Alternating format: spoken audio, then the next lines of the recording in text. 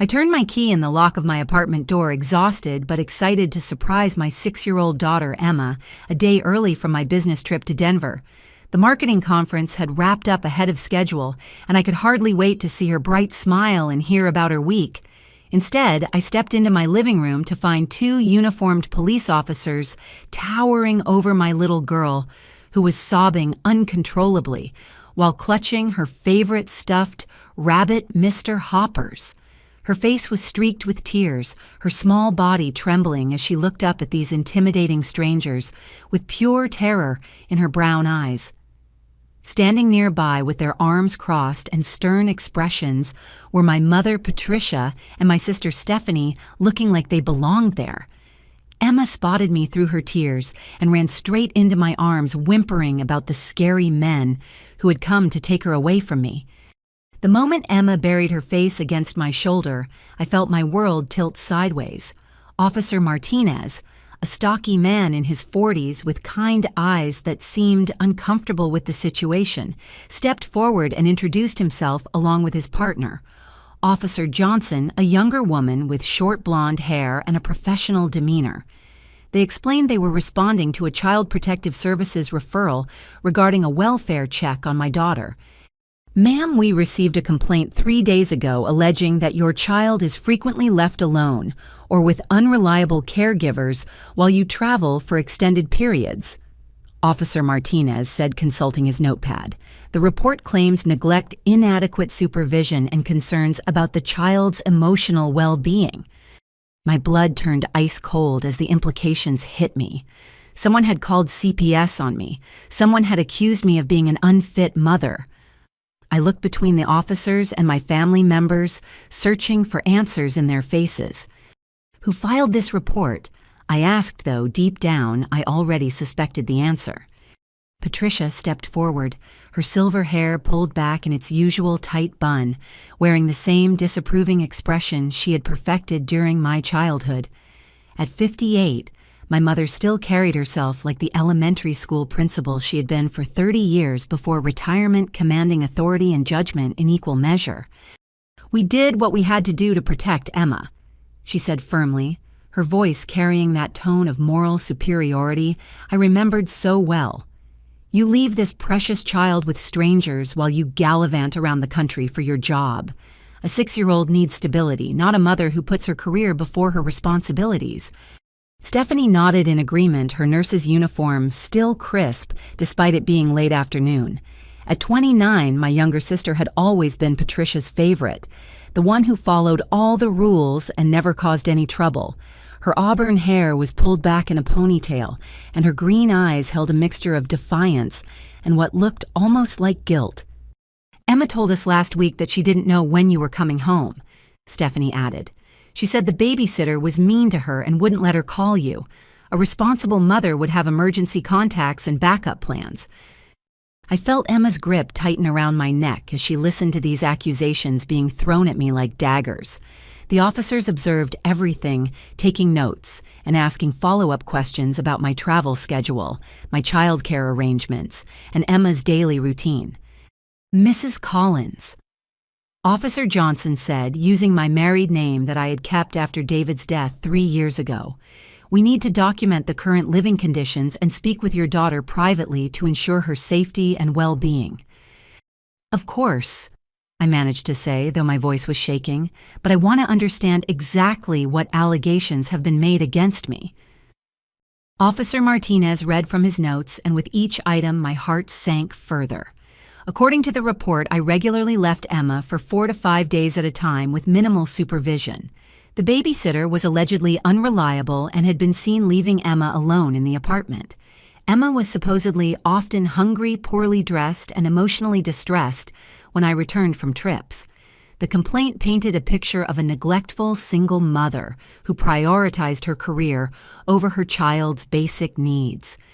Every single allegation was false, but as I looked at Patricia's determined face and Stephanie's supporting nod, I realized this was not a misunderstanding or a moment of concern.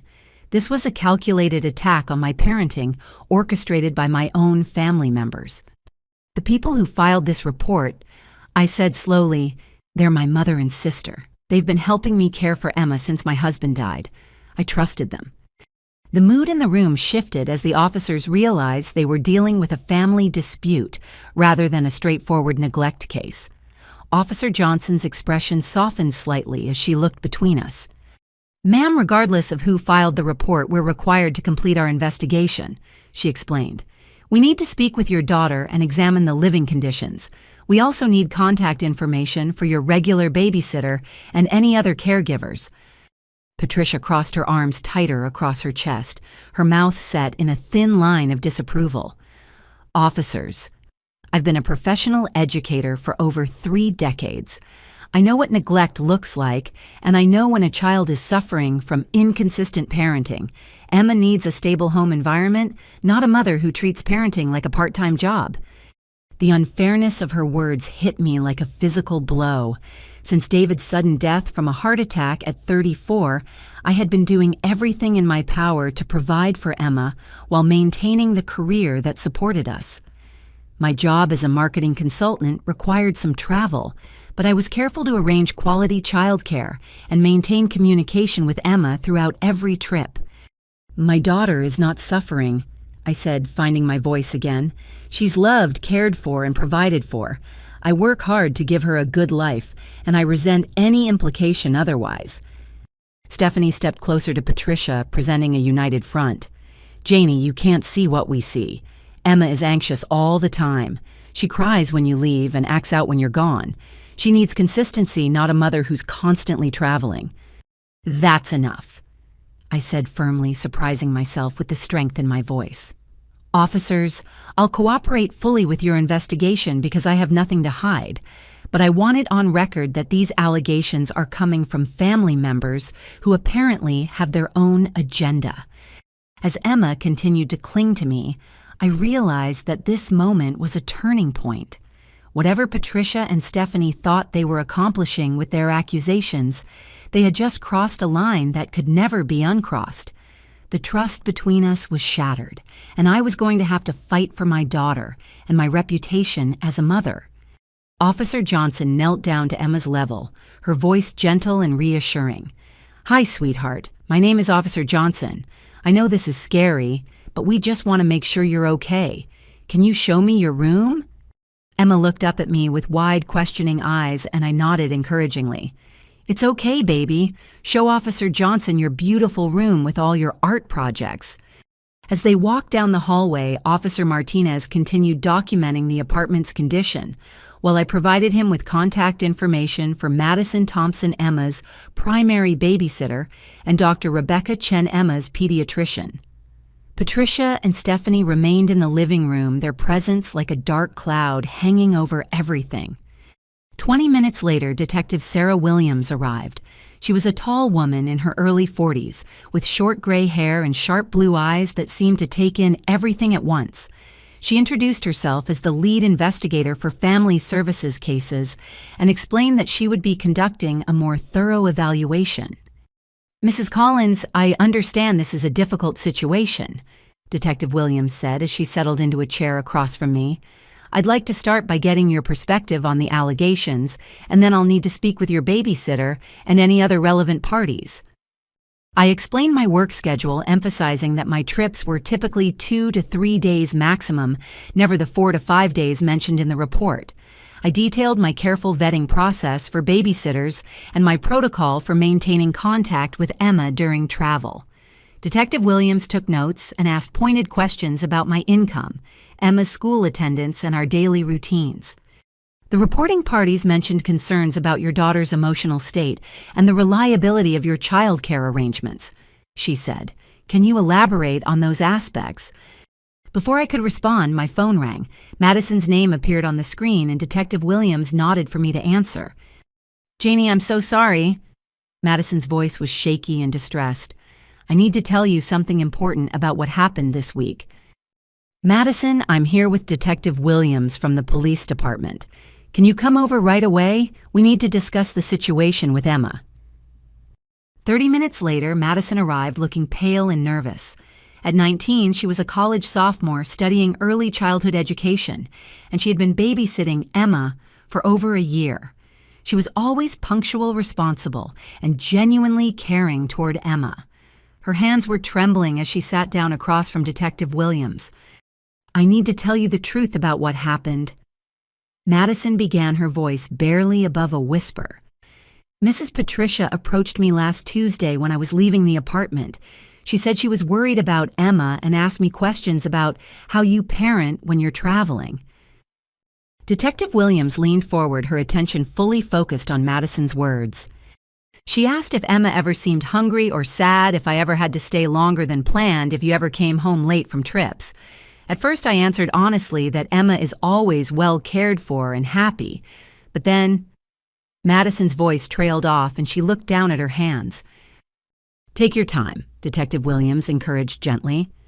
"Mrs. Patricia offered me $500 to say that you were neglectful. She said it would help Emma have a better living situation with more family support.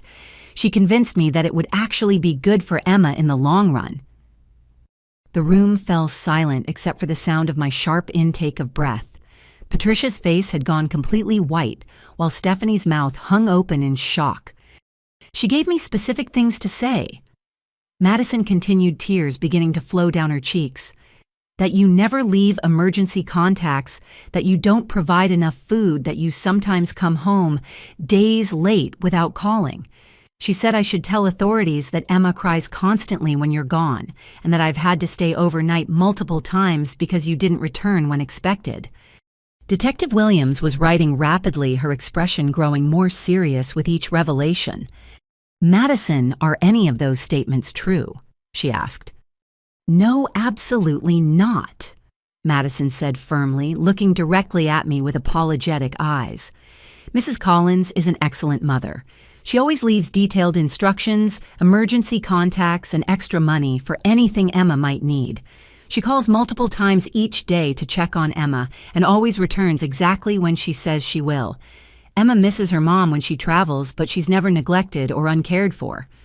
"Why did you initially agree to make false statements?" Detective Williams asked. Madison's face crumpled with shame. "I'm struggling to pay for college, and $500 seemed like a solution to my problems. Mrs. Patricia was so convincing about it being for Emma's benefit. But when I saw Emma's face, tonight saw how terrified she was of the police officers, I realized how wrong I was. I can't lie about Mrs. Collins being a bad mother when she's actually wonderful." Patricia finally found her voice, though it was strained and defensive. "I never asked anyone to lie. I simply wanted the truth about Emma's situation to be known. Ma'am, offering money in exchange for false statements to authorities is a serious matter." Detective Williams said, her tone professional but stern. "I'll need to document this conversation as part of my investigation." The detective turned back to Madison with a more understanding expression. "I appreciate your honesty in correcting this misinformation. However, you understand that making false reports to Child Protective Services is also a legal matter that will need to be addressed." Madison nodded through her tears. "I understand. I just want to do the right thing now. Emma doesn't deserve to be hurt because of my mistake." As Detective Williams continued taking detailed statements from Madison, I felt a mixture of relief and growing anger. Relief that the truth was coming out, but anger that my own mother had orchestrated such an elaborate deception.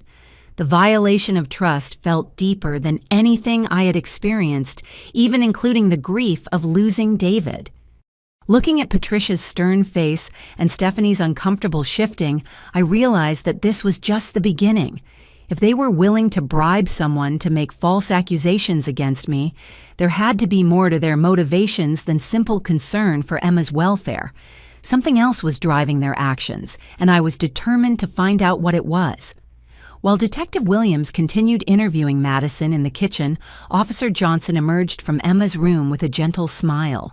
She reported that Emma's living space was clean, organized, and filled with educational toys, art supplies, and books appropriate for her age.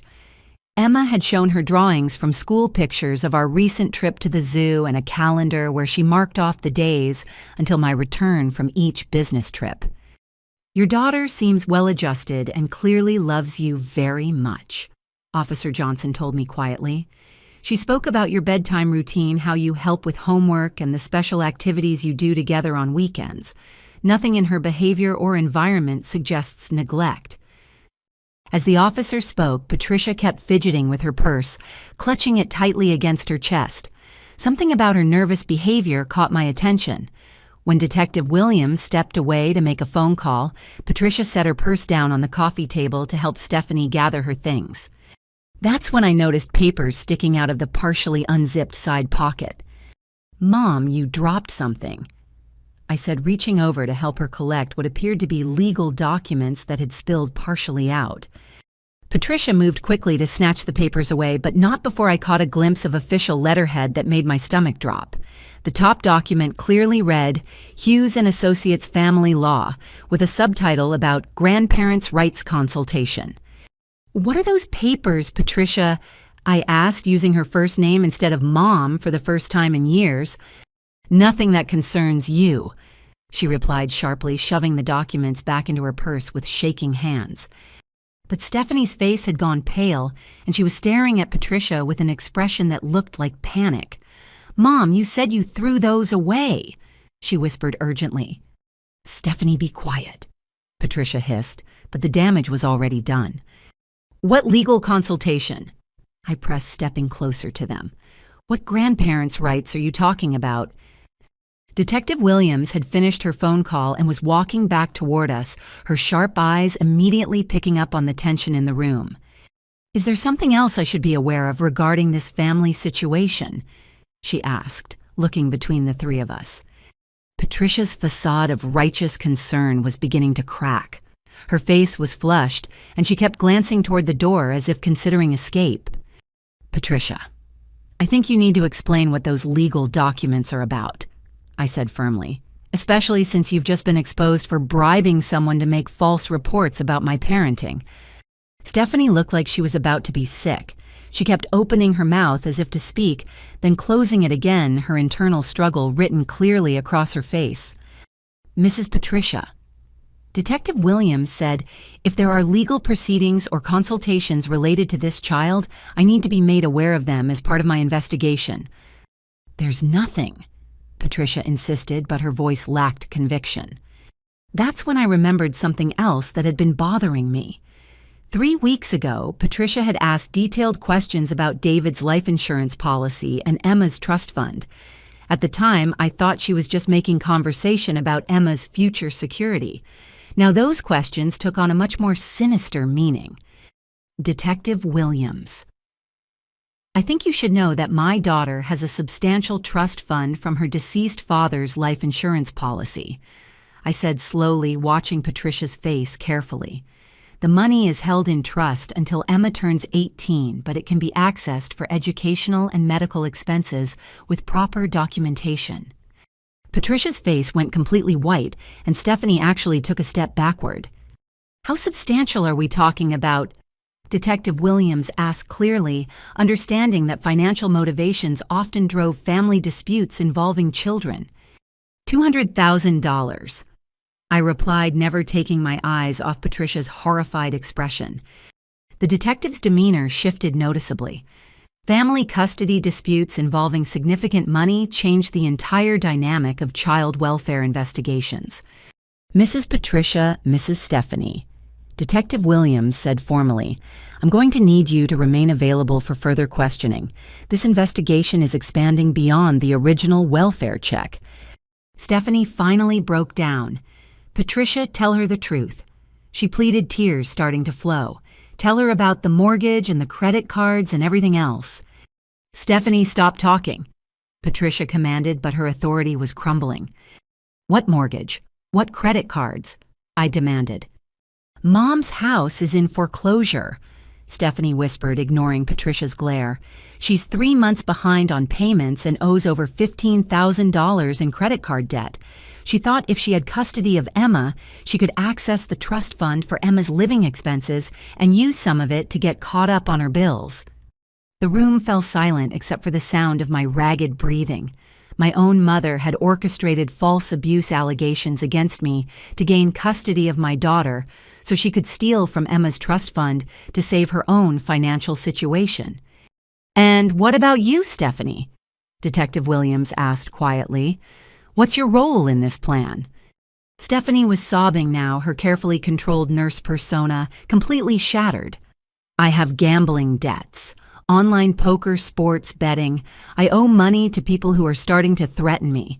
Patricia said if we could prove Janie was unfit, we could share custody and access Emma's trust fund to solve both our problems." Patricia finally spoke, her voice cold and defiant. "Emma deserves a stable home environment with people who put her first, not a career-obsessed mother who treats parenting like an inconvenience. The money would have been used for Emma's benefit." "By paying off your mortgage and Stephanie's gambling debts?" I asked incredulously. Detective Williams was writing rapidly, documenting every admission. The nature of this case had completely changed from a child welfare check to a potential conspiracy involving fraud and false reporting. Looking at these two women who I had trusted with my daughter's care, who I had relied on for support after David's death, I felt a betrayal so deep it was physical. They hadn't been concerned about Emma's welfare. They had been planning to steal her future to solve their own financial problems, and they were willing to destroy my reputation as a mother to accomplish their goals. "Officers," I said, my voice steady despite the emotional turmoil inside me. "I want to understand what legal options I have here. These aren't just false accusations anymore. This appears to be a conspiracy to commit fraud involving my minor child's protected assets." Detective Williams nodded grimly. "Mrs. Collins, I recommend you contact an attorney immediately. This situation has moved far beyond a family dispute." As Detective Williams continued documenting Patricia and Stephanie's admissions, my neighbor, Mrs. Rachel Burton from apartment 4B, knocked on my door. She was a retired librarian in her 70s, with silver hair and kind brown eyes, who had always been friendly toward Emma and me. She was carrying a manila envelope and looked visibly upset. "Janie, I'm so sorry to bother you during this difficult time," she said, glancing nervously at the police officers and my family members. "But I have something important I need to show you." Detective Williams invited Mrs. Burton to join our conversation, sensing that her information might be relevant to the investigation. "I have a security camera system that covers the front entrance and parking area of our building." Mrs. Burton began, her voice shaking slightly. "For the past 2 weeks, I've been noticing unusual activity that I initially thought might be related to planning a surprise party for Emma." She opened the envelope and pulled out several printed photographs that made my blood run cold. The first image showed Patricia and Stephanie sitting in Patricia's blue sedan in our parking lot at 7:30 in the morning, clearly watching the building entrance. The timestamp indicated this was from 10 days ago. "I noticed them several mornings in a row," Mrs. Burton continued. "They would arrive early and sit in the car for an hour or more, taking notes and photographs." The next photograph showed Stephanie using a telephoto lens to take pictures of Emma playing on the playground outside our building complex. Madison was visible in the background, pushing Emma on the swings. "This concerned me because of how secretive they were being," Mrs. Burton explained. "When I approached them one morning to say hello, they quickly drove away without acknowledging me." Detective Williams examined each photograph carefully, noting the dates and timestamps that clearly established a pattern of surveillance. "There's more," Mrs. Burton said apologetically. "Yesterday afternoon, I saw them meeting with a man in a dark sedan in the parking lot. He handed them an envelope, and they appeared to be discussing some kind of documentation." The final photograph showed Patricia and Stephanie standing beside a black car, speaking with a man in a suit who was handing Patricia what appeared to be official documents. "Did you recognize this man?" Detective Williams asked. "No, but I wrote down his license plate number," Mrs. Burton replied, producing a small notepad. "I was starting to worry that something inappropriate was happening, especially when the police cars arrived tonight." Patricia's face had gone ashen as she stared at the photographs that documented her surveillance activities. Stephanie was openly weeping, covering her face with her hands. "Mrs. Burton," Detective Williams said, "would you be willing to provide copies of these photographs and any security footage you have for our investigation?" "Of course," she replied immediately. I also recorded some of their conversations with other parents at the playground. They were asking leading questions about Emma's behavior and Janie's parenting schedule. "What kind of questions?" I asked, though I was beginning to understand the full scope of their planning. They asked Mrs. Peterson from 3A if she ever heard Emma crying when you were away. They questioned Mr. Garcia about whether he'd seen Emma playing outside unsupervised. They spoke with the mail carrier about whether Emma ever seemed hungry or poorly dressed. Each revelation felt like another betrayal. Patricia and Stephanie hadn't just filed false reports. They had spent weeks systematically gathering what they hoped would be supporting evidence for their accusations. They were building a case against me. I said, the full realization hitting me. This wasn't a spontaneous concern about Emma's welfare. This was a calculated campaign to paint me as an unfit mother. Detective Williams was photographing Mrs. Burton's evidence with her phone while making detailed notes about the timeline of surveillance activities. The man in the black sedan, she said, based on the license plate information, I can trace that vehicle and identify who they were meeting with. Stephanie finally looked up from her hands, her face streaked with tears and mascara. It was Robert Hughes, the lawyer Patricia consulted about grandparents' rights. He was giving us documentation about how to file for emergency custody based on neglect allegations. "Stephanie, stop talking," Patricia snapped, but her commanding tone had lost all its power. "No, I can't do this anymore," Stephanie replied, her voice gaining strength. "We planned this whole thing, Patricia. We researched Janie's travel schedule. We figured out when she'd be away. We coached Madison on what to say, and we timed the police report for maximum impact." Detective Williams set down her pen and looked directly at both women. "Ladies, I need to inform you that conspiracy to file false reports with Child Protective Services is a felony charge. Combined with the surveillance activities and plans to fraudulently access a minor's trust fund, you're looking at serious criminal charges." Mrs. Burton gasped, apparently not realizing how serious the situation had become. "Oh my goodness, Janie, I'm so sorry this happened to you and Emma." "Thank you for coming forward," I told her sincerely. "Your evidence might be what saves Emma and me from this nightmare."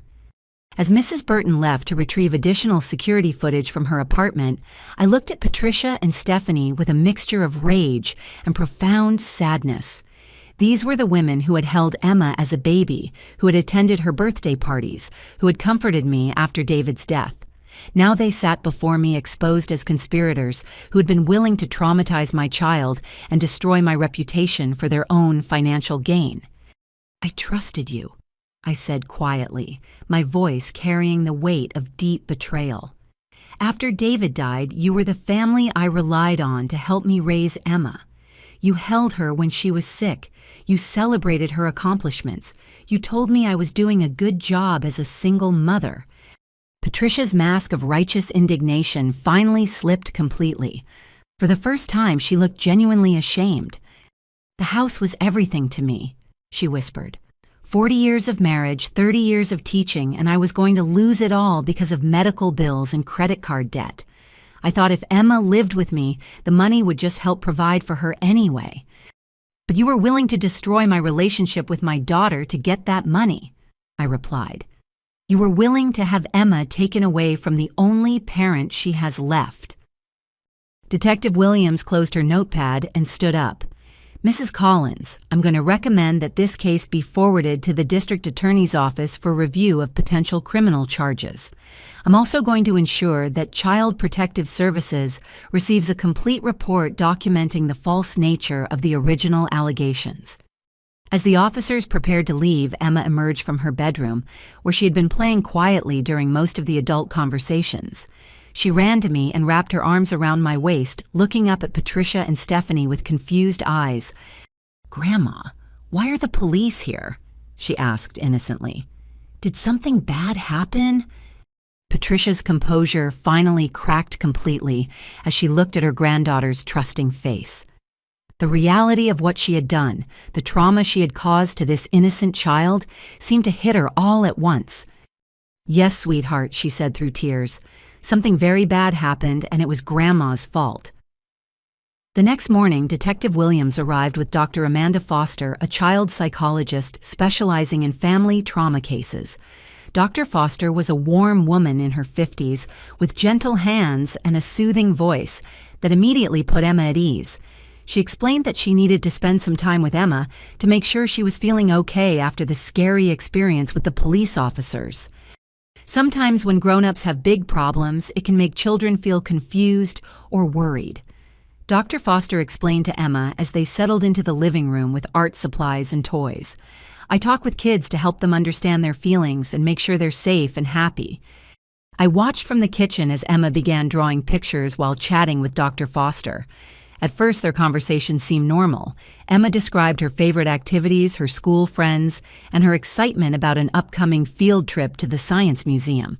But gradually, Dr. Foster's questions became more focused on Emma's emotions and her understanding of family relationships. "Emma, when Mommy goes on work trips, how do you feel?" Dr. Foster asked gently. "Sometimes sad because I miss her," Emma replied carefully, coloring a picture of our apartment building. "But Madison stays with me and we make cookies and read stories. Mommy always calls me before bedtime." "That sounds nice. Do any grown-ups ever tell you things that make you worried or scared?" Emma's crayon stopped moving across the paper. She looked up at Dr. Foster with an expression that seemed far too serious for a 6-year-old. "Grandma Patricia says Mommy doesn't really want to take care of me." Emma whispered, her voice barely audible. "She says working mommies get tired of their children and sometimes give them away to people who can love them better." My heart shattered into pieces as I heard my daughter's words. I gripped the kitchen counter so tightly my knuckles turned white, fighting the urge to rush into the living room and gather Emma into my arms. Dr. Foster maintained her calm professional demeanor while making notes. "That must be very scary to hear. What else does Grandma Patricia tell you about Mommy's work?" "She says if I'm too much trouble, Mommy might not come back from her trips." Emma continued, now abandoning her drawing entirely. "She says I should be extra good and not ask for too many things, because working mommies don't like children who need too much." The psychological manipulation was even worse than I had imagined. Patricia hadn't just been planning to steal from Emma's trust fund. She'd been systematically undermining Emma's sense of security and my bond with my daughter. "Emma, has anyone ever told you that you might have to live somewhere else?" Dr. Foster asked carefully. Emma nodded, tears beginning to form in her eyes. "Grandma Patricia said I might be happier living with her and Aunt Stephanie because they don't have to go to work all the time. She said maybe Mommy would visit me sometimes, like on weekends." Dr. Foster handed Emma some tissues and spoke in an even gentler tone. "Sweetheart, I want you to know that what Grandma Patricia told you isn't true. Mommies who work love their children just as much as mommies who don't work. Your mommy loves you very, very much, and she will always take care of you." "But what if I'm too much trouble?" Emma asked, her voice shaking. "You are not too much trouble," Dr. Foster said firmly. "You are exactly the right amount of wonderful for your mommy. Sometimes grown-ups say things that aren't true when they're having their own problems." As their session continued, more disturbing details emerged. Patricia had been telling Emma that children who lived with their grandparents got more presents and better food. She suggested that mommies who traveled for work didn't really love their children as much as grandmothers did. Most devastatingly, she had convinced Emma that asking me about these conversations would make me angry and might cause me to leave permanently. "I've been trying to be extra good so Mommy won't go away forever," Emma confessed to Dr. Foster. "I don't tell her when I'm sad or scared because Grandma says working mommies don't like sad children." The psychological damage was extensive and calculated. Patricia had exploited Emma's natural 6-year-old anxieties about separation and amplified them into genuine terror about abandonment. She had weaponized Emma's love for me against both of us. Dr. Foster spent another hour helping Emma understand that her feelings were normal and that none of the scary things Patricia had told her were true. She used play therapy techniques to help Emma express her fears and begin processing the confusing messages she had received from her grandmother. Emma has been experiencing significant emotional distress, Dr. Foster explained to me privately after their session ended. The symptoms she's displaying, regression in potty training, nightmares, anxiety about your return from trips, are consistent with psychological manipulation and emotional abuse. The word abuse hit me like a physical blow. My mother had been emotionally abusing my daughter while I trusted her to provide loving care. She's been having nightmares about you not coming home, Dr. Foster continued. She's developed attachment anxiety that's directly related to the false narratives she's been told about working mothers. The good news is that children are resilient, and with proper therapy and reassurance, she can recover from this manipulation. How could my own mother do this to Emma? I asked, struggling to understand the depth of Patricia's betrayal. Financial desperation can drive people to justify almost anything, Dr. Foster replied sadly. In Patricia's mind, she probably convinced herself that taking custody of Emma would actually benefit everyone. But the psychological manipulation required to achieve that goal constitutes emotional abuse regardless of her intentions. Detective Williams documented every aspect of Dr. Foster's evaluation, including Emma's specific statements about Patricia's manipulation tactics. This evidence would be crucial for the criminal investigation and for ensuring that Patricia and Stephanie couldn't claim they were acting in Emma's best interests. Dr. Foster, in your professional opinion, would continued contact between Emma and Patricia be harmful to the child's psychological well-being? Detective Williams asked. Absolutely, Dr. Foster replied without hesitation. Emma needs time to recover from this manipulation without further exposure to the person who caused the trauma. Any future contact should be carefully supervised and contingent on Patricia receiving counseling for her manipulative behavior. As Dr. Foster packed up her materials, Emma approached me with one of her drawings. It showed our apartment with two stick figures labeled Mommy and Emma, standing together surrounded by hearts. Above them, she had written in her careful 6-year-old handwriting, "Mommy loves me even when she works." Dr. Foster helped me remember that you always come back, Emma said, hugging my legs tightly, and that working doesn't mean you don't love me. I knelt down to Emma's level and held her face gently in my hands. Sweet girl, I love you more than anything in the entire world. Working helps me take care of us, but you are always the most important thing in my life. I will never, ever give you away or stop loving you. Even if I'm scared sometimes or need too many things, she asked, echoing Patricia's poisonous words. Especially when you're scared or need things, I assured her. That's what mommies are for, to help their children feel safe and loved no matter what. As I held my daughter close, feeling her small body relax against mine as the fear left her, I realized that Patricia's betrayal went far deeper than financial fraud or false reporting.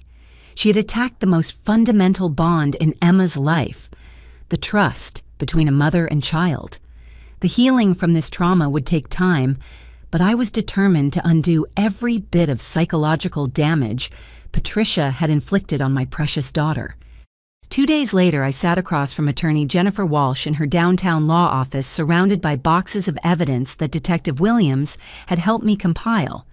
Jennifer was a family law specialist in her early 40s, with steel-gray eyes and a reputation for aggressive representation in complex custody and fraud cases.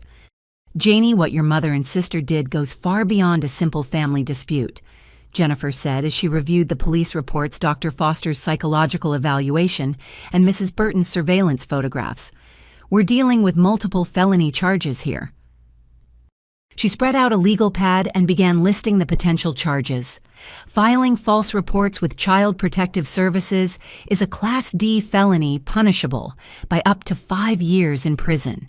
The conspiracy between Patricia and Stephanie elevates this to organized criminal activity. The bribery of Madison Thompson constitutes witness tampering. The planned fraud involving Emma's trust fund is financial exploitation of a minor. Can they actually go to prison for this? I asked, still struggling to believe the severity of the situation. Absolutely, Jennifer replied firmly. District Attorney Karen Rodriguez has built her reputation on protecting children and prosecuting fraud cases. When I spoke with her office yesterday, they expressed strong interest in pursuing criminal charges. Jennifer pulled out another folder labeled Civil Remedies. Beyond the criminal prosecution, we have excellent grounds for civil lawsuits. She continued. We can sue for emotional distress to both you and Emma, defamation of your character as a mother, attempted fraud, and punitive damages. The surveillance activities and psychological manipulation of Emma could result in substantial monetary damages. I don't care about the money, I said honestly. I want Emma protected, and I want to make sure they can never do this to us again. The money matters because it ensures accountability, Jennifer explained. Financial consequences often speak louder than criminal sentences when it comes to deterring future behavior. Plus, Emma will need therapy to recover from the psychological manipulation, and those costs should be covered by the people who caused the trauma. Jennifer opened Emma's trust fund file, which I had brought from my safety deposit box. The account statements showed the full $200,000 balance from David's life insurance policy, carefully managed and growing through conservative investments. This trust fund was clearly their primary motivation, she observed. They researched the terms and figured out how custody arrangements might give them access to the funds for Emma's living expenses. Is the money safe now? I asked, worried that they might have already found ways to access it. We're going to add additional security measures immediately, Jennifer assured me. New authorization requirements, different bank notifications, and legal restrictions that prevent anyone except you from making withdrawal requests. We'll also have the account audited to ensure no unauthorized access has occurred. As Jennifer continued outlining our legal strategy, I felt a sense of empowerment that had been missing since this nightmare began. For the first time, I wasn't just reacting to Patricia and Stephanie's attacks. I was taking control of the situation and fighting back. There's something else you should know, Jennifer said, her expression becoming even more serious. I did some preliminary research on Patricia's financial situation. Her mortgage foreclosure is more advanced than Stephanie indicated. The house is scheduled for auction in 6 weeks unless she pays $38,000 in back payments and fees. She was that desperate, I said, understanding now why Patricia had been willing to risk everything. Desperate people make dangerous choices, Jennifer replied.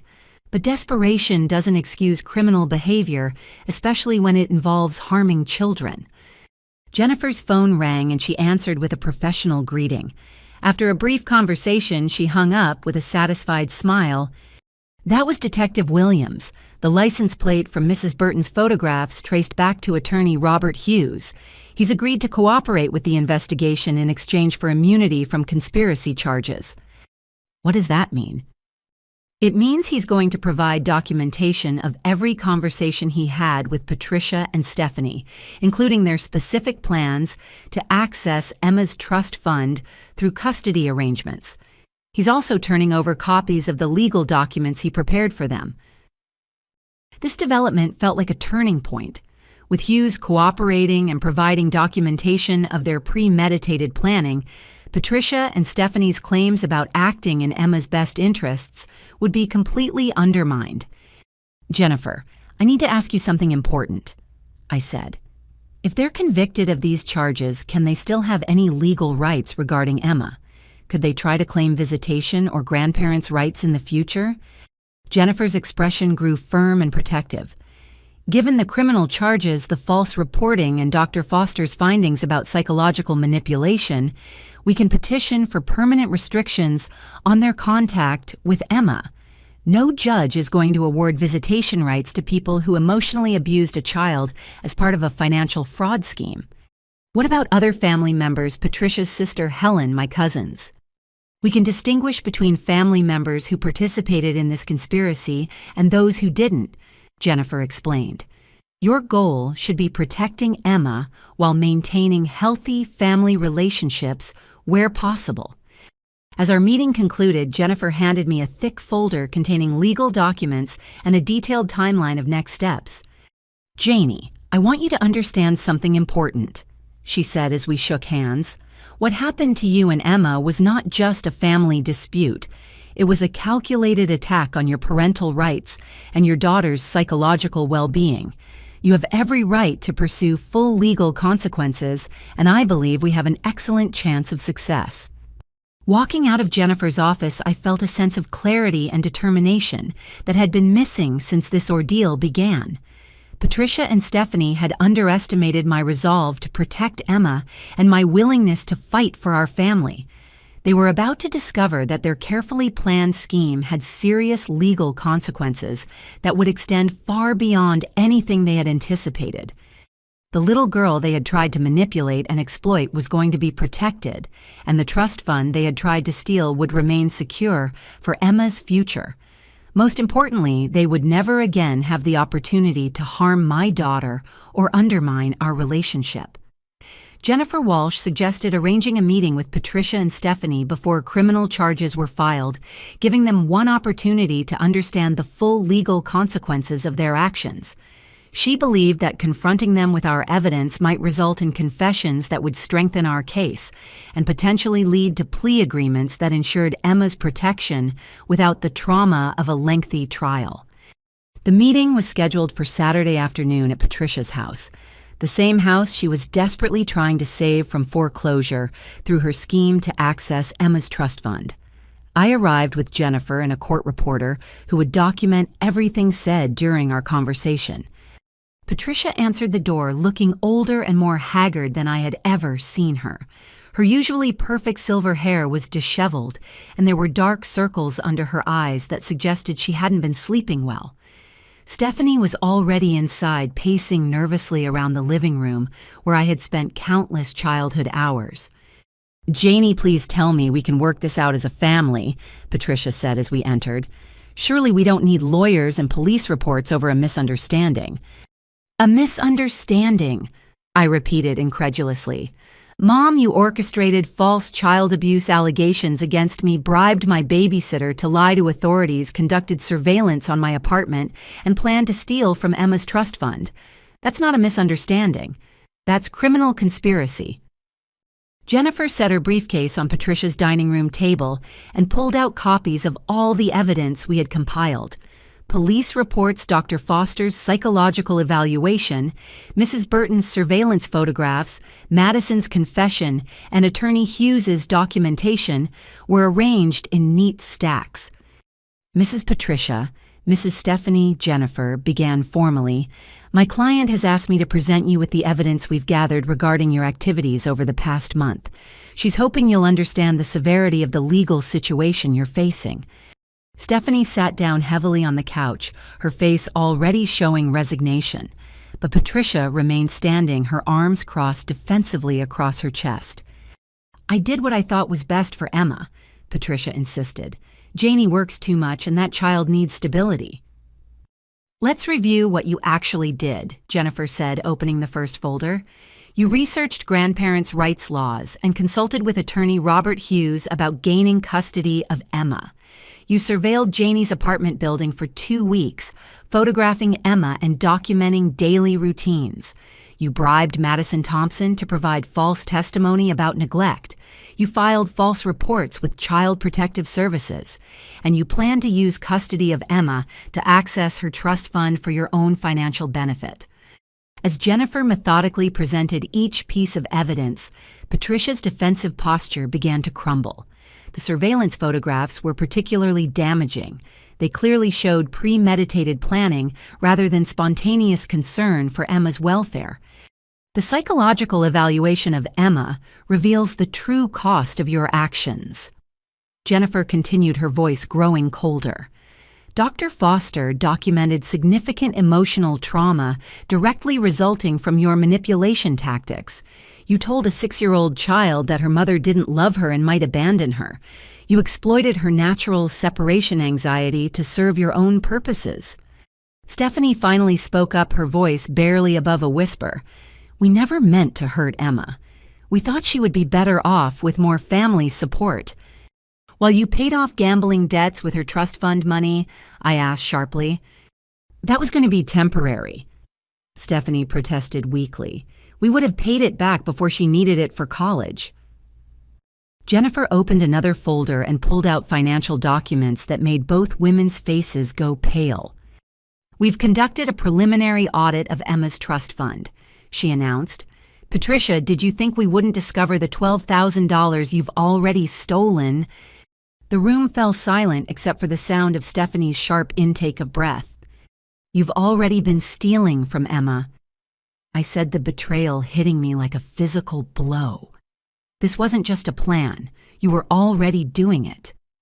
Patricia's facade finally collapsed completely. She sank into her recliner, looking defeated and ashamed. The bank required documentation for educational expenses, she admitted quietly. I forged your signature on withdrawal requests. I told them the money was for private tutoring and educational materials. $12,000 worth, Jennifer asked incredulously. I was behind on the mortgage payments, Patricia whispered. I thought I could replace the money before anyone noticed. Stephanie was openly crying now, rocking back and forth on the couch. Oh God, Patricia, you said we were just going to ask for custody. You didn't tell me you were already stealing from her trust fund. How long has this been going on? I demanded. 6 months, Patricia admitted. Small amounts at first just to cover urgent bills. But then the mortgage company started foreclosure proceedings and I needed more. Jennifer was writing rapidly, documenting every admission. These confessions would be crucial for both the criminal prosecution and our civil lawsuit. Ladies, I need you to understand something very clearly. Jennifer said, her voice carrying the weight of legal authority. Patricia, you've admitted to forgery, theft from a minor's trust fund, filing false reports with Child Protective Services, and conspiracy to commit fraud. Stephanie, you've admitted to conspiracy filing false reports and planning to use a minor's trust fund for personal debts. What does that mean? Stephanie asked fearfully. It means you're both looking at felony charges that could result in significant prison time, Jennifer replied bluntly. Patricia could face up to 10 years for the multiple theft and fraud charges. Stephanie could face 5 to 7 years for conspiracy and false reporting. Patricia's face went completely white. Prison. But I'm 58 years old. I'm not a criminal. You committed crimes against a 6-year-old child, I said firmly. You stole money that belonged to Emma's future. You tried to destroy my reputation as a mother. You psychologically manipulated my daughter. Those are the actions of a criminal. Stephanie looked up at me with desperate eyes. Janie, please, we're family. Isn't there some way to work this out without involving the police? You involved the police when you filed false reports against me, I replied. You made this a legal matter when you decided to commit crimes to solve your financial problems. Jennifer pulled out one final document, a proposed plea agreement that she had prepared in consultation with the district attorney's office. There is one possible alternative to a full criminal trial, she said. The DA's office is willing to consider reduced charges in exchange for full restitution, community service, mandatory counseling, and permanent restrictions on contact with Emma. What kind of restrictions? Patricia asked quietly. No unsupervised contact with Emma until she turns 18 and can decide for herself. All future contact, if any, must be supervised by a neutral third party. Complete restitution of stolen trust fund money, plus damages for Emma's therapy and our legal costs. And you would both plead guilty to reduced charges that would result in probation rather than prison time. Patricia and Stephanie looked at each other, the weight of their choices finally becoming clear. If you reject this offer, Jennifer continued, we will pursue full criminal prosecution and civil damages. Based on the evidence we have, convictions are highly likely, and the sentences would be substantial. As I watched these two women who had been such important parts of my life grapple with the consequences of their choices, I felt a mixture of sadness and determination. They had made their decisions when they chose to attack my family for their own financial gain. Now they would have to live with the results of those choices. But Emma and I would be protected, and that was all that truly mattered. Word about our situation began spreading through our community when Michael Torres, an investigative reporter for Channel 7 News, learned about the case through court filings that had become public record. He contacted Jennifer Walsh's office requesting an interview about what he called a disturbing case of family financial exploitation disguised as child welfare concerns. Initially, I was reluctant to speak publicly about such a personal family matter, but Jennifer convinced me that media attention could serve an important purpose. Cases like yours happen more often than people realize, she explained during a phone call. Grandparents using false accusations to gain custody for financial reasons, family members exploiting children's trust funds, psychological manipulation disguised as concern. Your story could help other families recognize these warning signs. 3 days after our confrontation with Patricia and Stephanie, I found myself sitting across from Michael Torres in Channel 7's downtown studio. He was a seasoned journalist in his 50s, with graying hair and compassionate eyes that immediately put me at ease. "Janie, thank you for agreeing to share your story," Michael began as the cameras rolled. "Can you tell our viewers what happened when you returned home from your business trip?" I described finding Emma terrified and crying in front of police officers, learning about the false accusations, and gradually discovering the elaborate conspiracy Patricia and Stephanie had orchestrated. Michael asked thoughtful questions that allowed me to explain the psychological manipulation Emma had endured and the financial motivations behind the false reports. "What was most shocking to you about your family's actions?" Michael asked. "The betrayal of trust," I replied honestly. "These were the people I relied on to help me raise Emma after my husband died. I trusted them with my daughter's care, and they used that trust to manipulate her and plan to steal from her future." The interview aired that evening during the 6 o'clock news, generating immediate and overwhelming community response. By the next morning, Jennifer's office was flooded with calls from viewers, expressing support and sharing similar experiences with family financial manipulation. Emma's school principal, Mrs. Sandra Martinez, called to assure me that the entire school community stood behind us.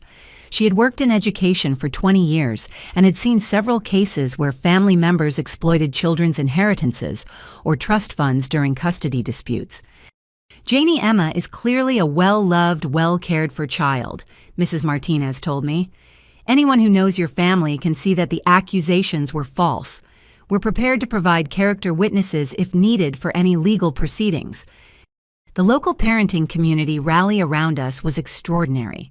Sarah Chen, president of our Neighborhood Mothers Group, organized a letter-writing campaign to the district attorney's office supporting prosecution of Patricia and Stephanie. Over 50 parents signed statements attesting to my character as a mother and Emma's obvious well-being. "We see you with Emma at school events, at the playground, at community activities," Sarah told me. "You're an involved, loving mother who happens to work hard to provide for your daughter. What your family did was an attack on all working parents." Madison Thompson, feeling terrible about her initial involvement, gave a televised interview apologizing publicly and explaining how Patricia had manipulated her into making false statements. "Mrs. Patricia made me believe I was helping Emma," Madison said, tears streaming down her face. "She convinced me that Mrs. Collins was neglecting Emma because she worked too much, but I was there. I saw how much Emma loves her mother and how well cared for she is. Mrs. Collins is an excellent mother, and I'm ashamed that I let anyone convince me otherwise." Madison's interview generated additional sympathy for our situation, while highlighting how manipulative Patricia had been in orchestrating her scheme. Meanwhile, Patricia and Stephanie were experiencing very different community reactions. Stephanie's supervisor at Memorial Hospital called her in for a disciplinary meeting after administrators learned about her involvement in filing false child abuse reports. Healthcare workers are mandated reporters. The hospital's ethics board explained to Stephanie, "Filing knowingly false reports undermines the entire child protection system and violates our professional ethics standards." Stephanie was placed on administrative leave pending the resolution of criminal charges, effectively ending her nursing career at that facility. Patricia faced social ostracism in her retirement community as neighbors learned about her actions through news coverage and community gossip. The same people who had respected her during her teaching career now crossed the street to avoid speaking with her. Mrs. Eleanor Davidson.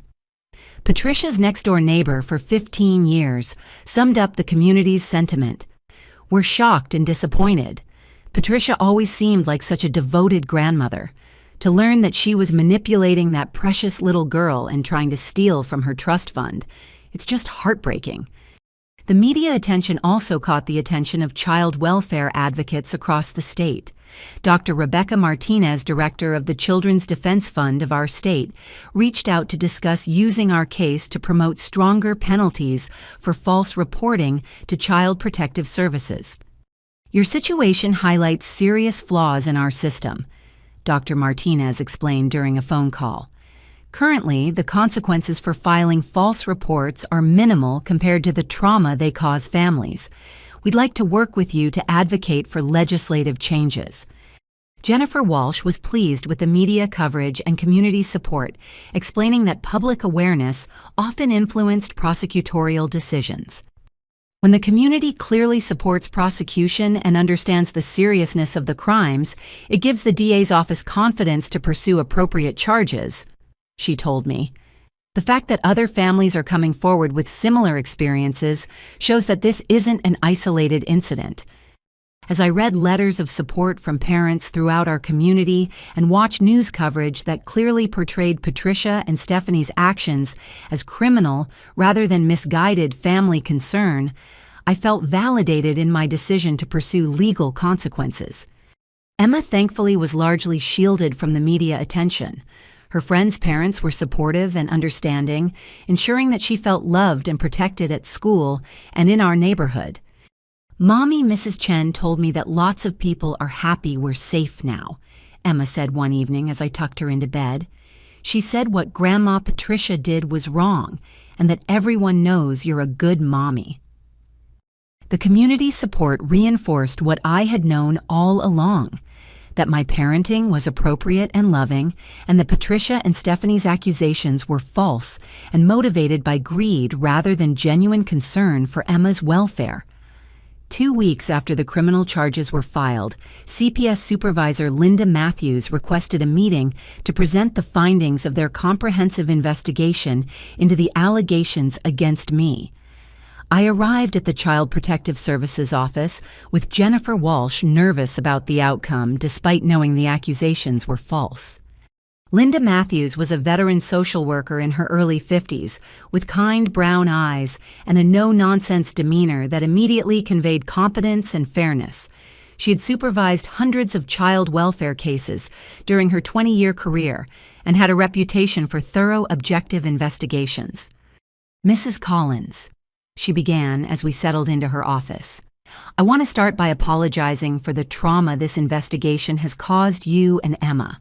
While we're required to investigate all reports of potential neglect, it's clear that this case involved malicious false reporting rather than legitimate child welfare concerns."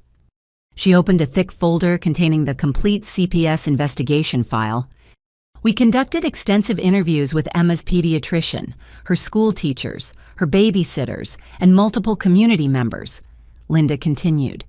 "We also reviewed financial records, travel documentation, and your employment history. Every single piece of evidence supports the conclusion that you are an excellent mother, providing appropriate care for your daughter." The relief I felt was overwhelming. Despite knowing the accusations were false, the CPS investigation had been hanging over me like a sword threatening everything I held dear. Dr. Rebecca Chen, Emma's pediatrician, provided glowing reports about Emma's health development and emotional well-being, Linda explained. Her medical records show consistent preventive care, appropriate treatment for minor childhood illnesses, and no indications of neglect or abuse. Emma's teachers at Riverside Elementary were equally positive, she continued. Mrs. Johnson described Emma as a happy, well-adjusted child who speaks lovingly about her mother and demonstrates secure attachment. Emma's academic performance and social development are both excellent. Jennifer took notes as Linda presented each aspect of their investigation, building a comprehensive picture of appropriate parenting that completely contradicted Patricia and Stephanie's allegations. Your work travel schedule, which was central to the original complaint, falls well within normal parameters for single working parents, Linda stated firmly. 2 to 3 days per month with carefully arranged childcare and multiple daily contact with Emma is entirely appropriate and responsible. Madison Thompson provided detailed statements about your parenting practices, Linda continued. She described thorough preparation for each trip, clear emergency protocols, adequate financial provision for Emma's needs, and consistent communication. Her initial false statements were clearly the result of financial coercion by Patricia. Linda pulled out Dr. Foster's psychological evaluation, which had become a crucial part of the CPS review. Dr. Foster's assessment reveals that Emma's only psychological distress stems from manipulation by Patricia, not from your parenting or travel schedule, Linda explained. When not subjected to Patricia's undermining messages, Emma demonstrates secure attachment, appropriate emotional regulation, and healthy development. What does this mean for our family going forward? I asked. The CPS case against you is officially closed with a finding of unfounded allegations, Linda announced. This means our investigation found no credible evidence supporting any of the reported concerns. Your case file will reflect that the allegations were false and motivated by factors unrelated to child welfare. Jennifer smiled with satisfaction. An unfounded determination was the strongest possible vindication from CPS, clearly establishing that the original accusations had no merit. Additionally, Linda continued, we're referring Patricia and Stephanie's case to our fraud investigation unit for systematic abuse of the child protection system. Their actions represent exactly the kind of manipulation our agency works to prevent. Will there be consequences for them through CPS? Jennifer asked. Yes, Linda replied firmly. They'll be flagged in our system as individuals who have filed knowingly false reports. Any future allegations they make against any family will be subject to enhanced scrutiny. We're also recommending that no unsupervised contact with Emma be permitted until she reaches majority age. Linda opened another folder containing additional documentation from their investigation. We interviewed several other families in your community as part of our comprehensive review, she said. Every parent we spoke with described you as caring, involved, and responsible. Emma is clearly thriving under your care. Mrs. Burton's security footage was particularly valuable, Linda added. It clearly established that Patricia and Stephanie conducted surveillance and planned their false report rather than responding to immediate safety concerns.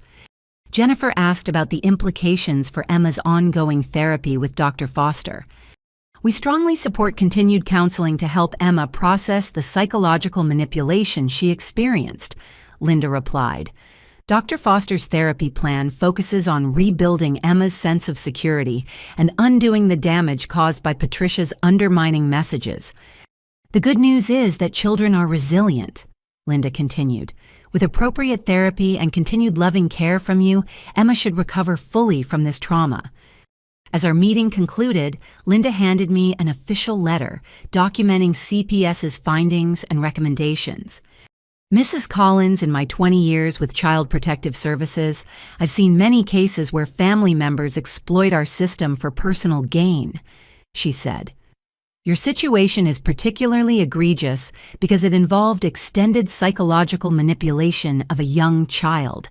I want you to know that our agency fully supports the criminal prosecution of Patricia and Stephanie. We also want to use your case as a training example for our investigators, she added.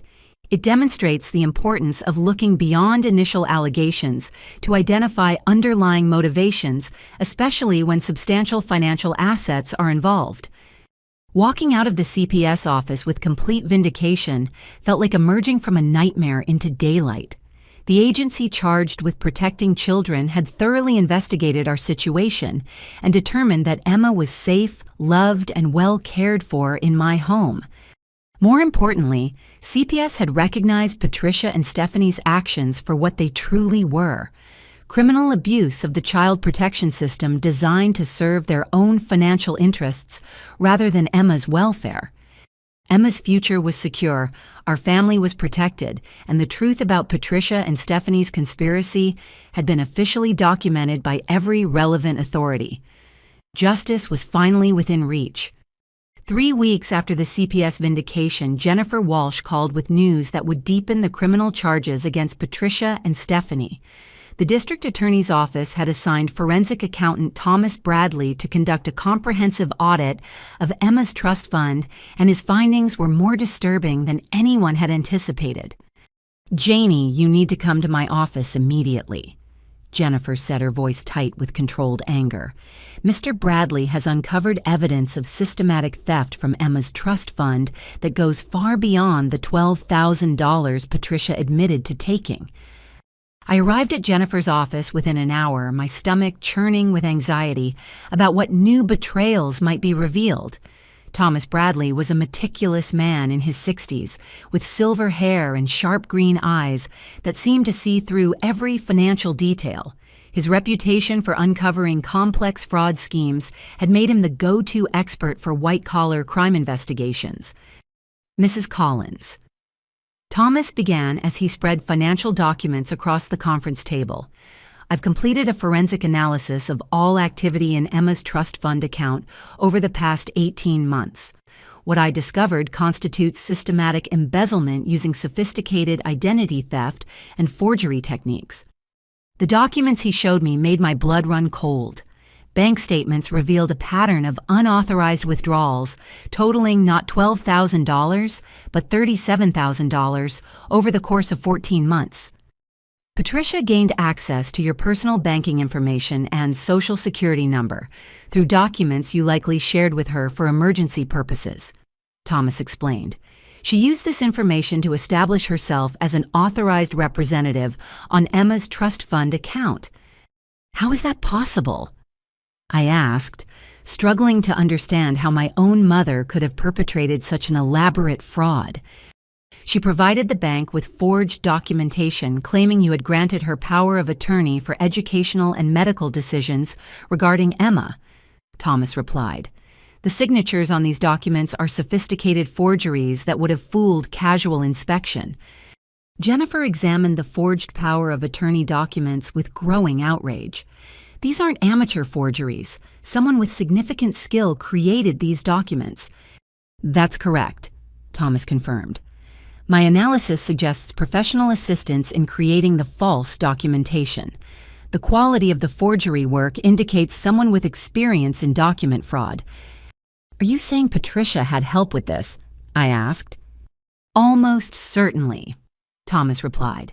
"I've identified payments from Patricia's personal account to a company called Document Solutions LLC, a front operation that we've connected to several other identity theft cases. She paid them $2,500 for services rendered just 3 weeks before the first unauthorized withdrawal from Emma's trust fund." The scope of Patricia's planning was staggering. This wasn't desperation driving hasty decisions. It was calculated, premeditated fraud involving professional criminals. The withdrawal pattern shows careful planning to avoid detection," Thomas continued. "Small amounts initially claimed as legitimate educational expenses, then gradually larger sums, as Patricia became more confident in her ability to avoid discovery." He pulled out a timeline showing each fraudulent transaction. Emma's kindergarten year had seen claims for advanced tutoring and educational assessment testing that never occurred. During Emma's first grade year, Patricia had stolen money claiming expenses for private music lessons and specialized learning materials. "Every single educational expense claim was fabricated," Thomas stated. "I contacted each vendor supposedly providing services to Emma. None of them have any record of her enrollment or participation." "Where did the stolen money go?" Jennifer asked. Thomas opened another folder containing Patricia's personal financial records, which the court had subpoenaed as part of the criminal investigation. The money was used primarily to make mortgage payments and cover credit card debt. he replied. However, approximately $8,000 went to cash advances that Patricia then used to fund her meetings with the document forging operation and attorney Robert Hughes. She used Emma's college money to pay for help stealing more of Emma's college money. I said the circular betrayal making me feel physically sick. Essentially, yes, Thomas confirmed. But there's more. Patricia also attempted to change the beneficiary designation on the trust fund to name herself as Emma's guardian with full financial authority. Jennifer's face went pale. If that had succeeded, she would have gained legal access to the entire $200,000 trust fund. Thomas finished. The bank rejected the beneficiary change because it required multiple forms of authentication that Patricia couldn't provide, but the attempt is documented in their records. The implications were staggering. Patricia hadn't just been stealing money to solve immediate financial problems.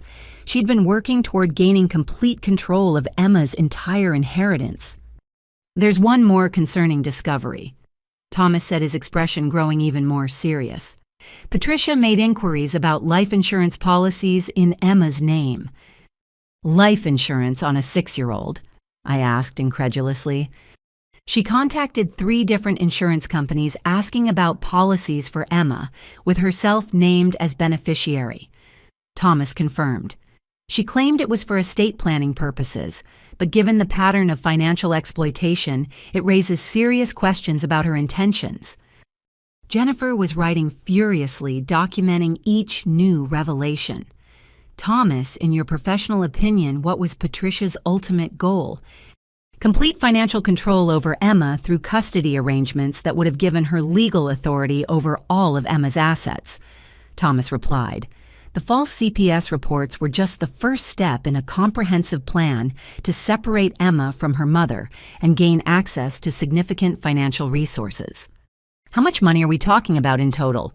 I asked. The trust fund theft plus interest and penalties totals $42,000, Thomas calculated, but the attempted fraud involving the full trust fund represents a crime valued at over $200,000. Combined with the life insurance inquiries and document forgery, we're looking at federal wire fraud charges in addition to state charges. Jennifer explained that federal involvement would significantly increase the potential penalties for Patricia and Stephanie. Wire fraud involving amounts over $100,000 can result in 20 years in federal prison, she said. The sophisticated nature of the document forgery elevates this to organized criminal activity. What about recovering the stolen money? I asked. Patricia's house is worth approximately $180,000 with a mortgage balance of $140,000, Thomas replied. Even after foreclosure proceedings, there should be sufficient equity to cover full restitution plus damages. We're also pursuing seizure of all her other assets, Jennifer added. Bank accounts, retirement funds, personal property. She won't be able to hide behind bankruptcy protection for criminal restitution. As Thomas packed up his documents, the full scope of Patricia's betrayal became clear. She hadn't just filed false accusations or stolen some money. She had orchestrated a sophisticated long-term criminal enterprise designed to separate me from Emma and steal my daughter's entire future.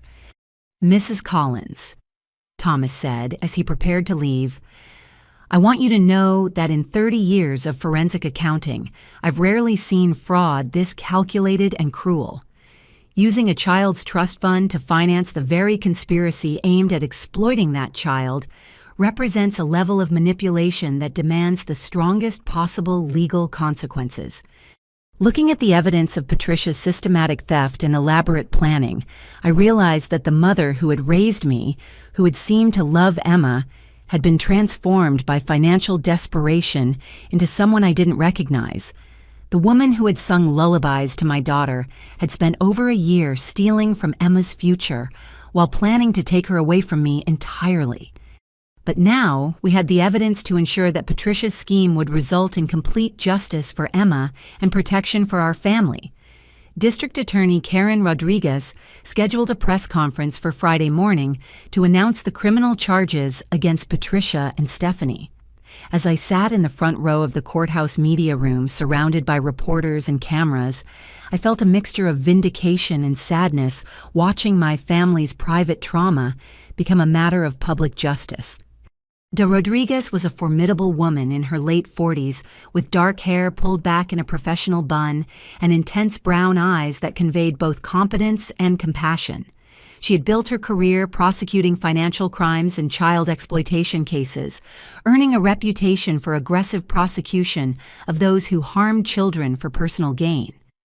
"Ladies and gentlemen," DA Rodriguez began as the cameras rolled, "today I'm announcing felony charges against Patricia Collins, age 58, and Stephanie Collins, age 29, in connection with a sophisticated conspiracy to defraud a minors' trust fund through false child abuse allegations." She outlined the charges methodically, and the severity was breathtaking. Patricia faced 7 felony counts, 2 counts of filing false reports with Child Protective Services, 3 counts of theft from a trust fund, 1 count of forgery, and 1 count of conspiracy to commit fraud. Each charge carried potential sentences, ranging from 2 to 5 years, with the possibility of consecutive rather than concurrent sentencing. The evidence shows that Patricia Collins systematically stole $37,000 from her 6-year-old granddaughter's college trust fund over a period of 14 months. DA Rodriguez continued, "She used professional document forgers to create false power of attorney paperwork and made multiple false claims about educational expenses that never occurred." Stephanie's charges were equally serious: conspiracy to commit fraud, filing false reports with Child Protective Services, and accessory to theft. Her potential sentence ranged from 3 to 7 years in state prison. Stephanie Collins participated in surveillance activities, helped orchestrate the false abuse allegations, and planned to use the stolen trust fund money to pay off personal gambling debts, DA Rodriguez explained. The most shocking announcement came when DA Rodriguez revealed that federal prosecutors were also filing charges. The sophisticated nature of the document forgery and the interstate banking transactions involved in this fraud have prompted federal authorities to file wire fraud charges as well, she announced. Patricia Collins faces an additional federal charge that carries a maximum sentence of 20 years in prison. Reporter Michael Torres from Channel 7 raised his hand. "DA Rodriguez, how often do you see cases where family members exploit children's trust funds through false abuse allegations?" "This case represents an unfortunately growing trend," DA Rodriguez replied. "We're seeing increased incidents of family members using false accusations to gain custody and access to children's financial assets. The psychological manipulation involved makes these crimes particularly heinous." Another reporter asked about the impact on Emma. "What measures are being taken to protect the child victim in this case?" "The court has issued protective orders preventing any contact between the defendants and the minor victim," DA Rodriguez explained. "We're also working with Child Protective Services to ensure ongoing therapeutic support for the child who suffered significant psychological manipulation as part of this conspiracy." Jennifer Walsh, sitting beside me, was contacted by several reporters after the press conference. She provided additional context about the civil lawsuit we were pursuing alongside the criminal prosecution. "Our client is seeking full restitution of the stolen funds, plus punitive damages for the emotional trauma inflicted on both mother and child," Jennifer told Channel 7's cameras. "The defendants attempted to destroy a loving family relationship for their own financial gain, and there must be accountability for that harm." The reaction from our community was swift and supportive. By afternoon, Jennifer's office had received dozens of calls from parents expressing outrage at Patricia and Stephanie's actions and offering to provide character witnesses for any proceedings. Emma's school principal, Mrs. Martinez, issued a statement supporting our family. "Emma Collins is a bright, happy child who clearly benefits from excellent parenting. The charges against her grandmother and aunt represent a betrayal of family trust that has shocked our entire school community." Meanwhile, Patricia and Stephanie were experiencing very different reactions. Patricia's attorney, Robert Chen, held his own brief press conference attempting damage control. "My client is a respected retired educator who acted out of genuine concern for her granddaughter's welfare," Chen claimed. While some of her methods may have been misguided, her motivations were entirely focused on providing better stability for the child. DA Rodriguez quickly responded to these claims during an afternoon news conference. "The evidence clearly contradicts any assertion that these defendants were motivated by concern for the child's welfare," she stated firmly. Systematic theft of $37,000 from a child's college fund, combined with psychological manipulation designed to undermine the child's relationship with her mother, cannot be characterized as acting in the child's best interests. The federal prosecutor assistant U.S. Attorney David Marshall also addressed Chen's characterizations. "Document forgery involving children's trust funds is not misguided concern. It's sophisticated financial fraud," Marshall declared. "The defendants engaged professional criminals to create false documents, enabling them to steal from a 6-year-old's college education fund. That's federal wire fraud, and we will prosecute it accordingly." As news coverage continued throughout the day, public opinion clearly supported aggressive prosecution. Online comments on news articles overwhelmingly condemned Patricia and Stephanie's actions, with many parents expressing horror at the idea of family members exploiting children's trust funds. Dr. Amanda Foster, Emma's therapist, was interviewed about the psychological impact of family financial exploitation on children. "Children who discover that trusted family members have stolen from them often struggle with feelings of betrayal and insecurity that can last into adulthood," Dr. Foster explained. "The fact that this theft was combined with psychological manipulation makes the emotional damage even more severe." That evening, as I tucked Emma into bed, she asked about all the news cameras and reporters who had been at the courthouse. "Mommy, why are there so many people talking about Grandma Patricia?" Emma asked with innocent curiosity. "Remember how Dr. Foster explained that Grandma Patricia made some very bad choices that hurt our family?" I replied gently. "Well, now, the people whose job it is to make sure bad choices have consequences are doing their work." "Will Grandma Patricia have to say sorry?" Emma asked. "She'll have to face the consequences of her choices," I answered carefully. "But the most important thing is that you're safe now and no one can hurt you or take you away from me." As Emma drifted off to sleep, I felt a sense of justice, finally being served. The criminal charges represented not just punishment for Patricia and Stephanie, but protection for Emma and validation that their actions were serious crimes rather than family disputes. The woman who had sung Emma lullabies and the aunt who had played games with her at family gatherings would now face the full weight of the legal system for their betrayal of our family's trust. The criminal trial began on a crisp October morning, 6 months after Patricia and Stephanie's arrest. Judge Margaret Thompson, a veteran jurist with 30 years of experience presiding over complex fraud cases, had rejected the defense's attempts to characterize the case as a family dispute rather than criminal conspiracy.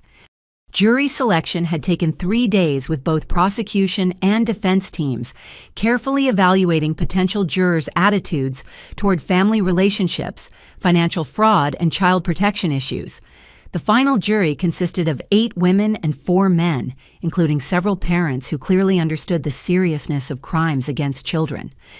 De Rodriguez opened the prosecution case with a powerful statement that laid out the full scope of Patricia and Stephanie's conspiracy. "Ladies and gentlemen of the jury, this case is about betrayal of the most fundamental kind," she began. "The defendants exploited their positions as trusted family members to steal from a 6-year-old girl's college fund while systematically undermining her relationship with her loving mother. She used a timeline and financial charts to demonstrate the premeditated nature of the fraud, showing how Patricia had researched trust fund access, hired professional forgers, and executed a sophisticated theft scheme over 14 months. This was not desperation driving poor judgment," DA Rodriguez emphasized. "This was calculated criminal behavior designed to separate a child from her mother for financial gain.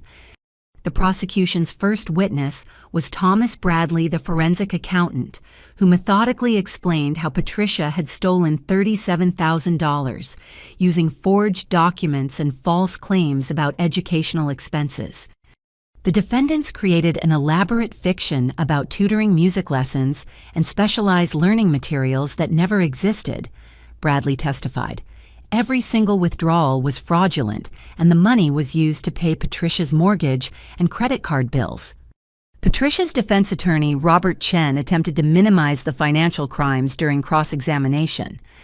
Mr. Bradley, is it possible that Patricia Collins genuinely believed she was helping secure Emma's living situation by preventing foreclosure of the family home? Chen asked.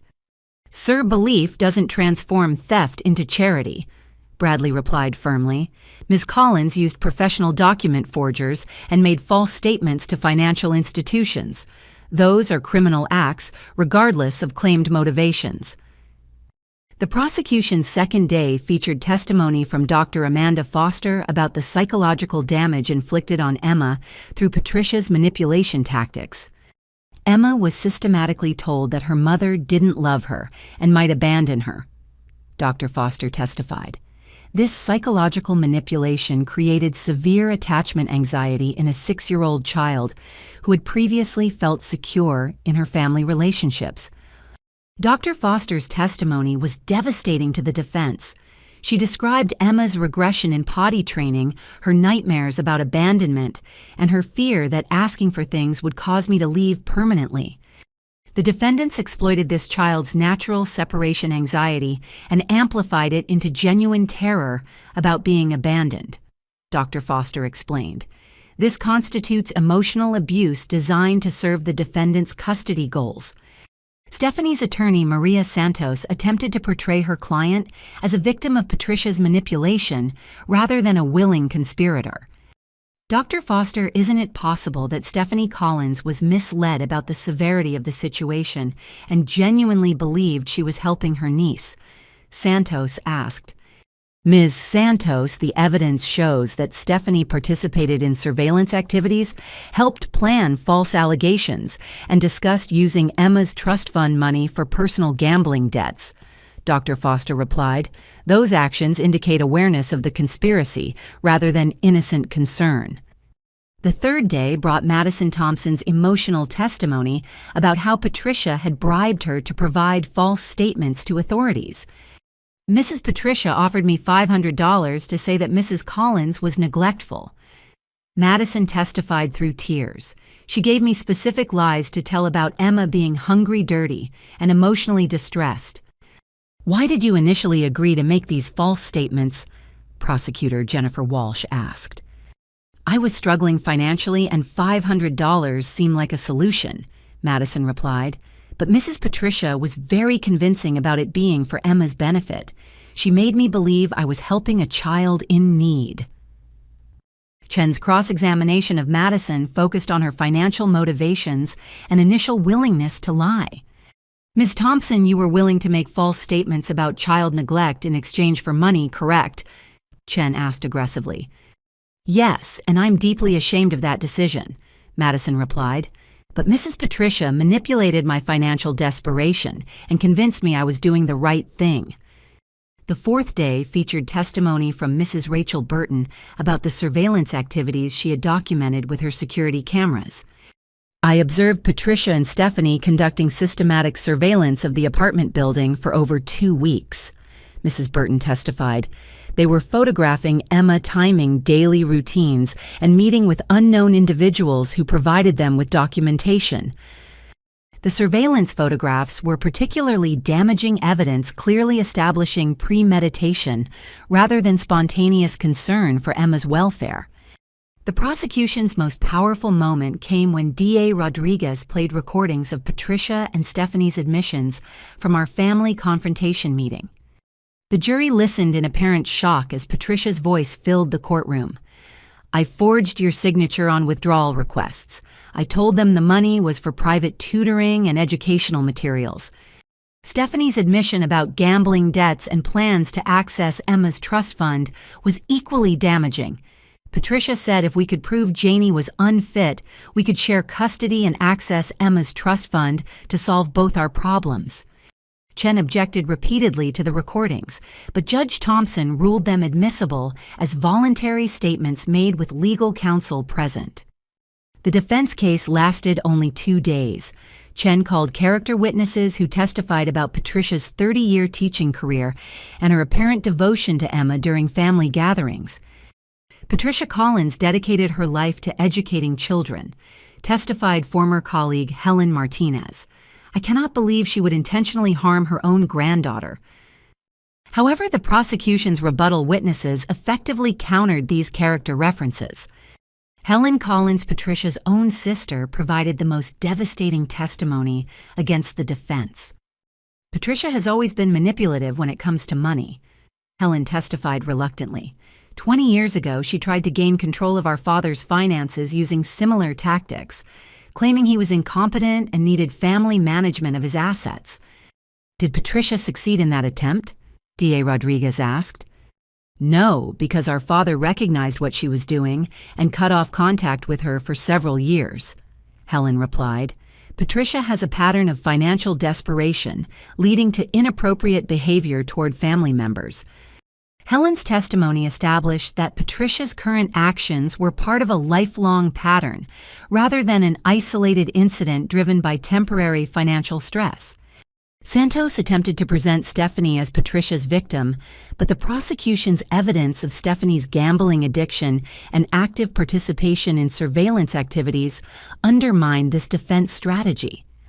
Stephanie Collins was an adult professional nurse who made conscious decisions to participate in this conspiracy, D.A. Rodriguez argued during closing statements. Her gambling debts provided clear motivation, and her actions demonstrated awareness of the criminal nature of their plan. As closing arguments concluded, the weight of evidence against both defendants was overwhelming. The jury had heard detailed testimony about systematic theft, psychological manipulation of a child professional document, forgery, and elaborate false accusations designed to separate a loving family. Patricia and Stephanie's fate now rested with 12 jurors who had spent a week learning about betrayal, greed, and the devastating impact of family financial exploitation on an innocent child. The jury deliberated for 8 hours over 2 days before reaching their verdict. When court reconvened on Friday morning, the tension in the packed courtroom was palpable. I sat in the front row with Jennifer Walsh, holding my breath as the forewoman stood to deliver the jury's decision. On the charge of filing false reports with Child Protective Services, we find the defendant, Patricia Collins, guilty, the forewoman announced clearly. A wave of relief washed over me as the guilty verdicts continued. Patricia was found guilty on all 7 felony counts, 2 counts of filing false reports, 3 counts of theft from a trust fund, 1 count of forgery, and 1 count of conspiracy to commit fraud. Stephanie was found guilty on all 3 of her charges: conspiracy to commit fraud, filing false reports with Child Protective Services, and accessory to theft. Judge Thompson scheduled sentencing for the following month, allowing time for pre-sentence investigations and victim impact statements. The federal wire fraud charges would be addressed in a separate proceeding the following week. The federal trial was swift and decisive. Assistant U.S. Attorney David Marshall presented evidence of the sophisticated document forgery operation and interstate banking fraud that elevated Patricia's crimes to federal jurisdiction. Patricia pled guilty to federal wire fraud charges in exchange for a concurrent sentence recommendation, avoiding a trial that could have resulted in even harsher penalties. Sentencing day arrived on a cold November morning. Judge Thompson's courtroom was again packed with supporters, media representatives, and court officials. Patricia and Stephanie sat at separate defense tables, both looking significantly older and more haggard than they had 6 months earlier. I had prepared a victim impact statement that I delivered directly to the court and the defendants. Your Honor, Patricia and Stephanie's actions didn't just steal money from my daughter's future. They stole her sense of security and trust in family relationships. I began my voice steady despite the emotional weight of the moment. Emma spent months believing that I didn't love her and might abandon her because of lies Patricia told her. She developed anxiety about my work travel and feared that asking for things would make me leave permanently. The psychological damage went far deeper than the financial theft. I looked directly at Patricia as I continued. You held Emma as a baby. You celebrated her birthdays and comforted her when she was sick. You used that trust to manipulate her emotions and plan to steal her future. That betrayal will take years of therapy to fully heal. Dr. Foster also provided a victim impact statement describing Emma's ongoing recovery from the psychological manipulation. Emma continues to require therapy to rebuild her sense of security and trust, Dr. Foster explained. While she's made remarkable progress, the defendant's actions created trauma that will require continued professional support. Jennifer Walsh presented our restitution request, full recovery of the stolen $37,000, plus interest payment for Emma's therapy costs, compensation for legal fees, and punitive damages for emotional distress. Patricia's attorney made a final plea for leniency based on her age, her teaching career, and her claimed remorse for her actions. Your Honor, Mrs. Collins is a 58-year-old woman with no prior criminal history who acted out of financial desperation rather than malicious intent, Chen argued. Prison time would be unduly harsh for someone of her age and background. Judge Thompson's response was swift and decisive. Mr. Chen, your client didn't just steal money. She systematically abused a child's trust and manipulated a 6-year-old's emotions to serve her own financial goals. Judge Thompson replied firmly. The sophisticated planning, the professional document forgery, and the psychological manipulation of a minor demonstrate criminal behavior that demands significant consequences. Judge Thompson then delivered sentences that reflected the serious nature of their crimes. Patricia received 8 years in state prison, 2 years each for the false reporting charges, 3 years for the aggravated theft charges, and 1 year for conspiracy, with some sentences running concurrently. The federal wire fraud sentence of 5 years would run concurrently with her state sentence. Mrs. Collins, you exploited your position as a trusted family member to commit sophisticated fraud against your own granddaughter, Judge Thompson stated. Your actions required extensive planning and caused significant psychological harm to a child. The sentence reflects both the seriousness of your crimes and the need to deter similar exploitation of children. Stephanie received 3 years in state prison plus 5 years of supervised probation. Her sentence was reduced due to her cooperation with investigators and her demonstration of genuine remorse. Ms. Collins, while you were influenced by gambling addiction and your sister's planning, you made conscious choices to participate in this conspiracy, Judge Thompson explained. Your nursing profession makes your participation in false child abuse allegations particularly troubling. Both defendants were ordered to pay complete restitution totaling $68,000, including the stolen funds' interest therapy costs, legal fees, and punitive damages for emotional distress. The restitution will be secured by liens against all defendants' assets, including the forced sale of Patricia Collins' residence, Judge Thompson ordered. Emma's trust fund will be fully restored and protected against any future unauthorized access. Judge Thompson also issued permanent protective orders preventing any contact between Patricia, Stephanie, and Emma until Emma reaches age 18 and can decide for herself whether she wants any relationship with them. The court finds that continued contact would not be in the child's best interests given the psychological manipulation and emotional abuse that occurred, Judge Thompson stated. Patricia's final statement to the court was brief and defensive, rather than apologetic. I did what I thought was necessary to provide stability for Emma, she said. I never intended to hurt her. Stephanie's statement showed more genuine remorse. I'm deeply sorry for the pain I caused Emma and Janie, she said through tears. I let gambling addiction and fear drive me to make terrible choices that hurt people I love. As court adjourned and the defendants were led away to begin serving their sentences, I felt a profound sense of justice finally being served. Emma's future was protected, the stolen money would be restored, and the women who had betrayed our trust would face significant consequences for their actions. Outside the courthouse, Jennifer Walsh addressed the media gathered for final comments on the case. Today's sentences send a clear message that exploiting children for financial gain will result in serious consequences, she stated. Emma can now move forward knowing that justice has been served and her future is secure. DA Rodriguez also provided closing comments. This case demonstrates our commitment to protecting children from all forms of exploitation, including financial fraud disguised as family concern. We will continue to aggressively prosecute anyone who harms children for personal gain. As I drove home to Emma, who had been carefully shielded from the courtroom proceedings, I felt a weight lift from my shoulders that had been pressing down since that terrible night when I found her crying in front of police officers. Justice had been served, our family was protected, and Emma's future was secure from those who had tried to steal it. 6 months after Patricia and Stephanie were sentenced, Emma and I had settled into a new normal, built on healing therapy and rebuilding trust. Dr. Foster continued working with Emma twice a month, and the progress was remarkable. The anxious, fearful child who had worried about abandonment had transformed back into the confident, happy little girl I remembered from before Patricia's manipulation.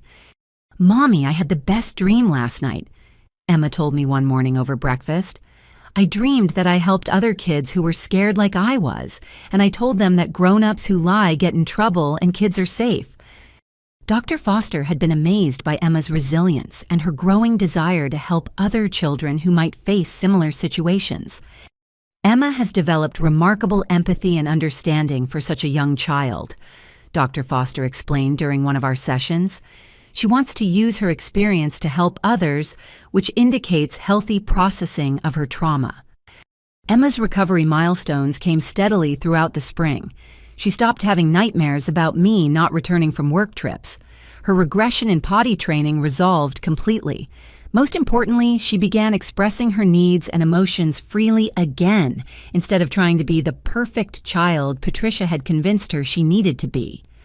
"I missed you while you were in Chicago, but I knew you would come back because you always do," Emma told me after a recent business trip. And Madison and I made cookies, and she read me 3 stories before bedtime. The trust fund had been fully restored with the restitution payments, plus additional security measures that prevented any future unauthorized access.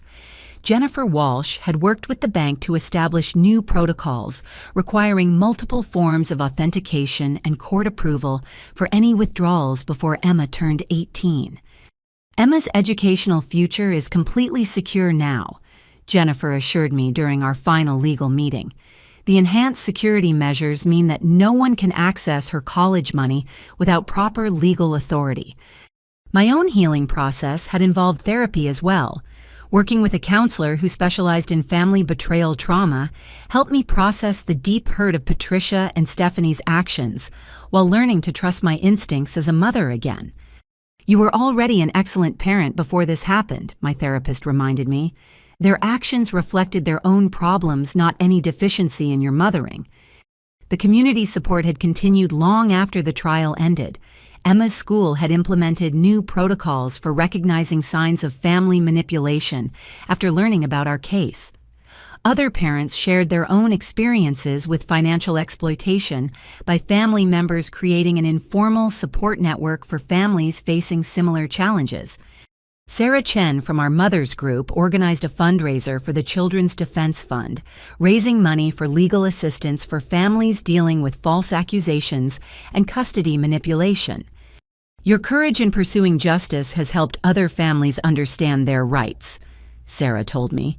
Several parents have contacted lawyers after recognizing similar warning signs in their own situations. Madison Thompson had become one of Emma's most trusted babysitters again after completing community service and counseling, related to her initial involvement in Patricia's scheme. Her genuine remorse and commitment to making amends had impressed both Emma and me. Mrs. Collins, "I promise I will never let anyone convince me to lie about you or Emma again," Madison had told me earnestly. "I've learned that financial problems are never an excuse for hurting people you care about." Emma's relationship with other family members had been carefully managed to preserve healthy connections while maintaining protection from those who had harmed us. Helen, Patricia's sister, who had testified against her, had become a positive presence in Emma's life, providing the grandmother figure Emma needed while respecting appropriate boundaries. "Aunt Helen tells me stories about when you were little like me," Emma shared one evening. "She says you were always brave and took good care of your toys, just like how you take good care of me now." The most meaningful development came when Emma expressed interest in creating a support group for children who had experienced family manipulation or false accusations. "Dr. Foster, can we help other kids who have scary family problems like I did?" Emma asked during a therapy session. "I want to tell them that it's not their fault when grown-ups make bad choices." Dr. Foster was enthusiastic about Emma's idea and worked with us to develop an age-appropriate peer support program for children affected by family exploitation. "Children often heal best when they can help other children," Dr. Foster explained. Emma's desire to support others shows remarkable emotional growth and resilience. The support group met monthly at the community center with Dr. Foster, facilitating discussions among children ages 5 to 10 who had experienced various forms of family manipulation. Emma quickly became a natural leader, using her experience to help other children understand that they weren't responsible for adult behavior.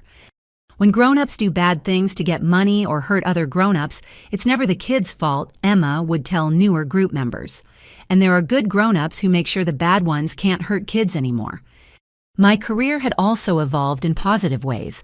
The marketing firm where I worked had been incredibly supportive throughout the legal proceedings, and my experience had led to opportunities to speak at conferences about work-life balance and protecting children from financial exploitation. "Your situation highlights how important it is for working parents to have strong legal protections for their children's assets," I told a conference of single mothers. "Trust funds and inheritance protections need multiple layers of security to prevent family exploitation."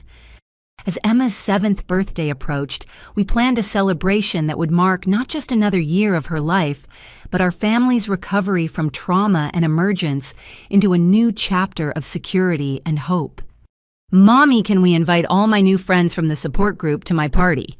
Emma asked while we planned the celebration. "I want them to see that families can be happy again after bad things happen." Looking at my daughter's bright smile and confident demeanor, I marveled at her strength and resilience. The little girl who had once feared that asking for things would make me leave was now advocating for other children and planning celebrations with generous enthusiasm. Patricia and Stephanie were serving their sentences in different facilities with no contact allowed with Emma or me.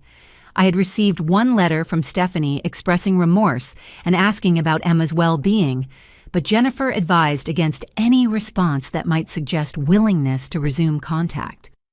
The healing process would continue for years, but Emma and I had emerged from the crisis stronger, closer, and more aware of our own resilience. We had learned that family relationships must be built on genuine love and respect rather than manipulation or obligation, and we had created new traditions that celebrated our bond while protecting our future. Most importantly, Emma had learned that she was deeply loved, completely safe and worthy of protection from anyone who might try to exploit or harm her. Those lessons would serve her well throughout her life, turning a traumatic experience into a foundation for strength and wisdom. 1 year after the nightmare began, Emma and I stood together in the courthouse where Patricia and Stephanie had been sentenced, but this time for a much happier reason. We were there to witness the signing of new legislation that strengthened penalties for filing false Child Protective Services reports and enhanced protections for children's trust funds.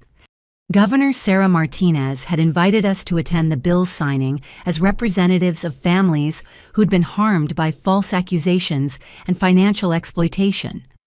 "Emma, your bravery in healing from what happened to you has helped create laws that will protect other children," Governor Martinez told Emma as cameras captured the moment. Sometimes the worst experiences can lead to the most important changes.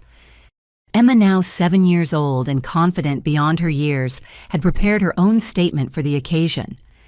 My name is Emma, and I want other kids to know that when grown-ups do bad things to them, there are good grown-ups who will help. She read from a carefully written note card. Kids should never be scared that telling the truth will get them in trouble. The new legislation, dubbed Emma's Law by media, covering the story, required enhanced verification procedures for family-reported child abuse cases and established felony penalties for anyone who filed false reports for financial gain. It also mandated additional security measures for children's trust funds and inheritance accounts. Dr. Foster had documented Emma's remarkable recovery in a case study that was being used to train other child psychologists in recognizing and treating family manipulation trauma. Emma demonstrates that children can not only recover from psychological manipulation, but can develop enhanced empathy and resilience as a result, Dr. Foster explained in her presentation to the State Psychology Association.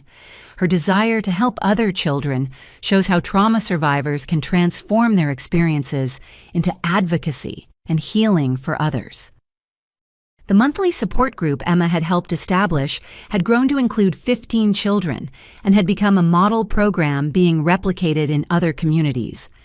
Emma's natural leadership abilities and genuine compassion made her an inspiration to younger children facing their own family crises. Emma helps me remember that my daddy's mean words about mommy weren't true, 6-year-old Tyler shared during one group session. She says kids can see when grown-ups are lying to get what they want.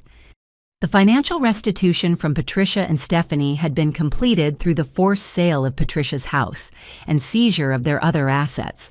Emma's trust fund was now worth more than its original amount due to the additional damages awarded and continued investment growth. More importantly, the enhanced security measures meant that Emma's college education was permanently protected from any future exploitation. Jennifer Walsh had used our case as the foundation for establishing a legal clinic specializing in family financial exploitation cases. The clinic provided pro bono legal services for families dealing with false accusations motivated by greed or custody manipulation. Janie and Emma's situation opened our eyes to how common these cases actually are. Jennifer explained during a legal conference. We're seeing an average of 3 new cases per month involving family members exploiting children's assets through false abuse allegations. Madison Thompson had completed her community service and counseling requirements, graduating with honors from her early childhood education program. She planned to work in child advocacy, using her experience to help identify and prevent family manipulation of children. What I did to Emma's family taught me how easy it is to be manipulated when you're desperate, Madison reflected. Now I want to help other young people recognize and resist pressure to harm children, even when they're told it's for a good cause.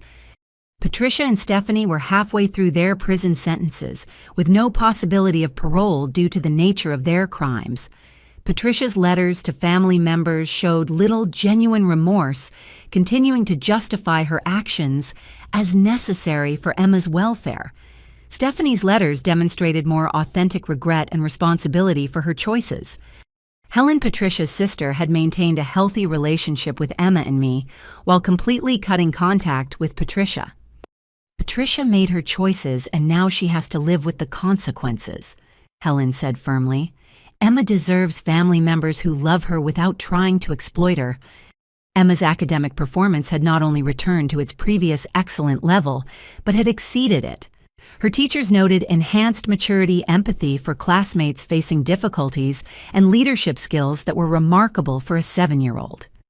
Emma has an unusual ability to recognize when someone is upset and offer appropriate comfort, her 2nd-grade teacher reported. She seems to understand emotions and relationships at a much deeper level than her peers. My career had also evolved significantly. The marketing firm had promoted me to Director of Family Services Accounts, recognizing my unique perspective on work-life balance and family protection issues. I had begun speaking nationally about protecting children from family financial exploitation and supporting working single parents. My experience taught me that being a working mother doesn't make you vulnerable to legitimate criticism. I told a conference of professional women, but it can make you a target for family members who want to exploit your success for their own benefit. Emma and I had developed new family traditions that celebrated our resilience and our commitment to protecting each other. Every month on the anniversary of the day Patricia and Stephanie were sentenced, we donated money to the Children's Legal Defense Fund and wrote thank you notes to the people who had helped us through our crisis. Dr. Foster, thank you for helping me remember that Mommy loves me even when she has to work, Emma wrote in her latest thank you note. Now I help other kids remember that their parents love them too. As Emma's 8th birthday approached, she had one special request for her celebration. Mommy, I want to invite Detective Williams and Mrs. Burton and Dr. Foster and all the people who helped protect us, Emma said as we planned her party. I want them to see how happy and safe I am now because they did such good jobs. Looking at my daughter's bright eyes and confident smile, I marveled at how completely she had recovered from the trauma Patricia and Stephanie had inflicted. More than recovered, she had grown into a child with unusual wisdom, empathy, and strength. Emma, what do you think you learned from everything that happened with Grandma Patricia? I asked her one evening as we worked on her homework together. I learned that some grown-ups lie to get money, but other grown-ups tell the truth to help kids, she replied thoughtfully. And I learned that kids should always tell their mommies and daddies when someone says scary things, even if the scary person says it's a secret. What else did you learn? I learned that working mommies love their kids just as much as non-working mommies, Emma continued, and that when bad things happen, there are always good people who will help fix them.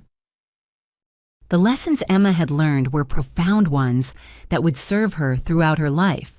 She had experienced betrayal and manipulation, but had emerged with a clear understanding of genuine love versus exploitation. She had learned to distinguish between people who wanted to protect her and people who wanted to use her.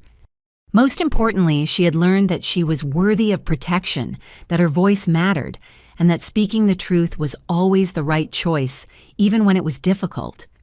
Mommy, do you think other families will be safer now because of what happened to us? Emma asked as I tucked her into bed. I think so, sweetheart, I replied.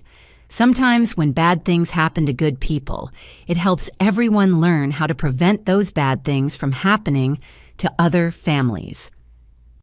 Then I'm glad we were brave enough to tell the truth, Emma said with satisfaction. Even though it was scary, it was the right thing to do. As I turned off Emma's bedroom light and watched her drift peacefully to sleep, I reflected on the journey we had taken together.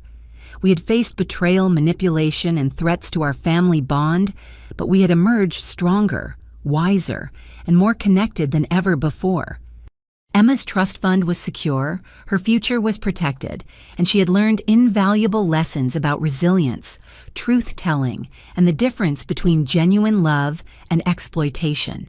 The trauma inflicted by Patricia and Stephanie had been transformed into wisdom strength and a commitment to helping other families facing similar challenges. Our story had become one of triumph over betrayal, justice over manipulation, and the unbreakable bond between a mother and daughter who had protected each other against all odds. Have you or someone you know ever experienced family members who tried to use false accusations or manipulation to gain access to money or custody? How do you think we can better protect children from family financial exploitation? I'd love to hear your thoughts in the comments below. If this story resonated with you, please like this video and subscribe to our channel for more real-life stories about families overcoming challenges and finding justice. And if you know someone who might benefit from hearing Emma's story of resilience and recovery, please share this video with them. Thank you for listening to our journey and for being part of a community that believes children deserve protection from all forms of exploitation. Remember, speaking the truth is always worth it, even when it's scary, because it's how we protect the people we love most. Stay strong, stay brave, and never let anyone convince you that love and money are the same thing.